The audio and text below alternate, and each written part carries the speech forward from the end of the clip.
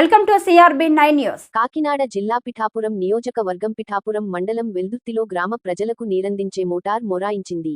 భూగర్భ జలాలు అడుగంటి నీరు ఇంకిపోవడంతో వేసవి తాకిడికి తాగునీరు లేక ప్రజలు ఇబ్బందులకు గురవుతున్నారని తెలుసుకున్న సర్పంచ్ వెంటనే వెల్దుర్తి గ్రామ సర్పంచ్ సూర్నీడి సూర్యప్రసాద్ గ్రామ ప్రజల దాహం తీర్చేందుకు ఓ టాంకర్ ఏర్పాటు చేసి తాగు నీరు అందించారు. శభాష్ సర్పంచ్ సార్ అంటూ గ్రామ ప్రజలు కృతజ్ఞతలు తెలియజేస్తున్నారు.